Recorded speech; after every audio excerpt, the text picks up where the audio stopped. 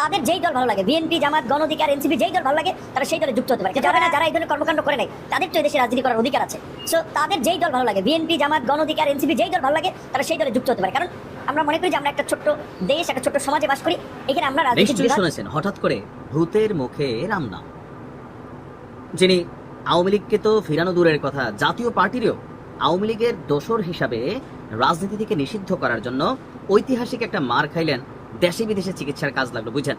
সেই ভিপি নুরের হঠাৎ করে কি হইলো, আমার মনে হয় যে ক্যাপশনগুলোতে এবং কমেন্টগুলো যদি আপনারা দেখেন, কত রকমের যে বাহারি কমেন্ট। কেউ বলছে যে বেসিক্যালি ধারণা ওইটাই যে ভিপি নুর আসলে আওয়ামী লীগেরই এজেন্ট। কেন এটা বললো? যে আওয়ামী লীগ সরকার ক্ষমতায় থাকতে ভিপি নুর অনেকবার মার খাইতো, ছাত্রলীগ, যুবলীগ, বিভিন্ন জায়গায়, কিন্তু নূর কখনো হাসপাতাল যাওয়া লাগতো না। হাসপাতাল গেলে পুরো হাসপাতাল আওয়ামী লীগ সরকারের সময় দিনরাত শেখ হাসিনার গালাগালি বকাবকি করার পর, পুলিশকে গালাগালি বকাবকি করার পর একটা ভিভিআইপি সার্ভিস পাইতো। আবার প্রধানমন্ত্রী দেখা তৎকালীন প্রেক্ষাপটে যখন তিনি প্রধানমন্ত্রী ছিলেন, শেখ হাসিনা পায়ে ধরা সালাম দিয়া, মায়ের চেহারা দেখা, ছাত্রলীগের সে ঐতিহাসিক বক্তব্য, মানে এই বক্তব্যগুলোর পর যেই রিউমারটা উঠছিল, আজকে ভিপি নুরের এমন বক্তব্যে হঠাৎ করে তো বিএনপি আর দোষ করলো কি?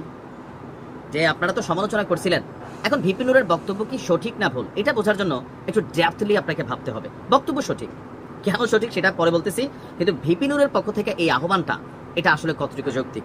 এখন এটা তিনি কেন করছেন? বেসিক্যালি তিনি তার পুরানা বক্তব্য এরকম ছিল যে শেখ হাসিনা তো এই মুহূর্তে ফিরবে না, আর আওয়ামী লীগও আওয়ামী লীগ নামে রাজনীতি করতে পারবে না। সো আওয়ামী লীগের যে ফ্লোটিং একটা ভোটার আছে বা একটা ভোট ব্যাংক আছে, রাজনীতি করতে গেলে তো কর্মী দরকার, রাজনীতিক কর্মী।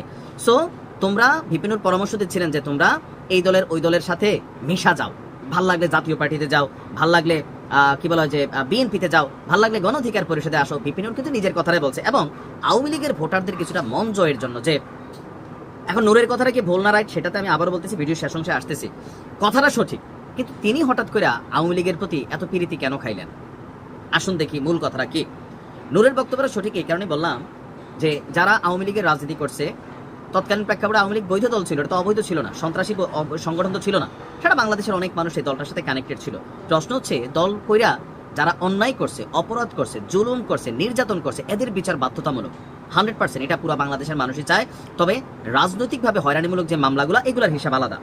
কিন্তু সারা বাংলাদেশে আওয়ামী লীগের হয়তো ধরেন অত্যাচারী জুলুমবাজ পার্টির সংখ্যা বা নেতাকর্মীর সংখ্যা বড় জোর আপনি সর্বোচ্চ গয়না 5 থেকে 10% পাবেন। বাকি 90% আওয়ামী লীগের যে সাপোর্টাররা সবাই কিন্তু আসলে দল করতে পছন্দ করে, কেউ শেখ মুজিব পছন্দ করে, কেউ শেখ হাসিনা পছন্দ করে, কেউ ছাত্রলীগ পছন্দ করে, ওই কারণে কিন্তু আওয়ামী লীগ করছে, তাই না? এরা কিন্তু সন্ত্রাসী না, অপরাধী না, আর এরা বাংলাদেশের ভাইগেও যায় নাই। এই 5ই আগস্টের পর আপনি ধরতে পারেন 10% আওয়ামী লীগের বিভিন্ন সারির নেতাকর্মী বাংলাদেশের পালাই গেছে। বাকি যে 90% ভোটার রয়ে গেছে, আওয়ামী লীগের সমর্থক রয়েছে, এরা তো ভোট দেবে। এখন এদের ভোটটা কারা নিবে? আপনি দেখেন জামাতের মতন তলে তলে আওয়ামী লীগের সাথে হাত মিলাচ্ছে, বিএনপির মতন আওয়ামী লীগকে দলে ঢুকাতে চাচ্ছে। কাদের? ভিপিনুর যাদের চাইছেন, মানে ক্লিন ইমেজের, যাদের বিরুদ্ধে কোনো মামলা নাই, হামলা নাই, কোনো রকম অভিযোগ নাই, অন্যায় অত্যাচার জুলুম করেন নাই, তারা তো বাংলাদেশে আছে, তারা ভোট দিবে।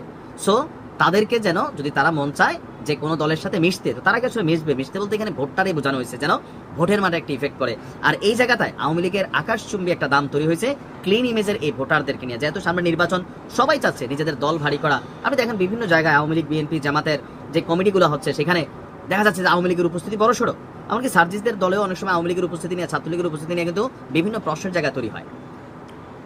এই যে কমিউনিটি একটা আছে আওয়ামী লীগ, আপনি এদের সাথে আসলে বাংলাদেশ চালাইতে পারবেন? চলবে তো না। এদের কি সমাজে অবদান নাই? অবশ্যই আছে। ব্যবসা বাণিজ্য বিভিন্নভাবে, রাষ্ট্রের বিভিন্ন জায়গা থেকে শুরু করে সরকারি বেসরকারি ভাবে আওয়ামী মনে অনেক মানুষ আছে। আপনি চাইলে এদেরকে দেশ থেকে বের করে দিতে পারবেন না, মিথ্যা মামলা দিয়ে ফাঁসাইতেও পারবেন না। যে সরকার করবেন তারা পরবর্তী সময় বিপদে পড়বে। সো এই কমিউনিটিটাকেই বেসিক্যালি ভিপিনুর আহ্বান জানিয়েছে। এখন তিনি যে আহ্বানটা জানিয়েছেন অবশ্যই রাজনৈতিক উদ্দেশ্যে, এর বাইরে কোনো কথা নেই। কারণ দিনরাত আওয়ামী লীগ ফেলে দেশে কেউ বাঁচবে না, এটা বাঁচবে না, ওটা, এটা কিন্তু নূরেরই কথা। আপনি ভিপিনুরের এই বক্তব্যটাকে কিভাবে দেখছেন? আসলে ঘটনাটা কোথায়?